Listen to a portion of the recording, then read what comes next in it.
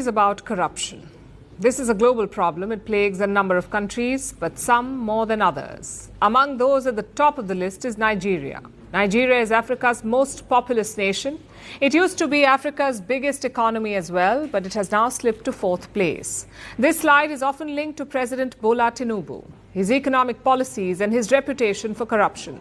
Tinubu recently featured on a list, the list of the most corrupt leaders in the world. The winner was former Syrian President Bashar al-Assad. He was followed by Kenya's William Ruto. But Tinubu made the top 5. Now, I must clarify here that these rankings were sourced from the public. There wasn't a scientific formula involved. It was about public perception, and Tinubu is perceived to be extremely corrupt. So is his government. There are a number of reasons for this. Let me show you some of the latest examples, starting with the government. Nigeria has an anti-corruption agency. It is called the EFCC, the Economic and Financial Crimes Commission. This is Nigeria's watchdog. Its job is to tackle corruption, and technically they are doing that, but at home. Let's show you today's major headline. The EFCC has detained 10 of its own over some missing items. This statement was put out by the agency. You'll notice that they said some operational items could not be accounted for. Okay, that sounds like some missing equipment. But then the Nigerian press dug a little deeper, and it turns out that the operational items were jewelry and cash worth $350,000 to $400,000. What operations were they pulling off with all that jewelry? 10 EFCC officers were detained in Lagos. They are apparently answering questions. That is all that the commission has revealed.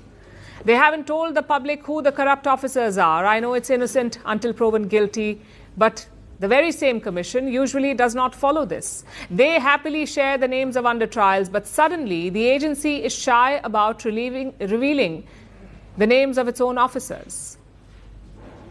And this has been quite a bad week for them. They were forced to make another announcement on Monday, telling the people that 27 other officers had been dismissed for fraudulent activities and misconduct. This is not a great look for Nigeria's anti-graft watchdog, and definitely not a good look for the Tinubu government. Bola Tinubu is 72 years old. He's been around for a while. He's a seasoned politician. So as you would expect, he has been linked to a number of scandals over the decades. One of the worst involved drug dealing. Tinubu allegedly held money from drug trafficking in his accounts. This was according to the US Justice Department. Tinubu, of course, never accepted the charges, but he did pay out a settlement worth $460,000. Now, these charges are old. No final verdict was reached. So let's put them aside for now. After all, people can supposedly change. So what has Tinubu been up to recently since he became president? Well, he was caught up in a fake diploma scandal for a while. There were allegedly some errors in his college certificate. Okay, mistakes happen. Moving on. Then there was a major scandal involving a highway. Tinubu issued a $13 billion government contract to a company co-owned by his son.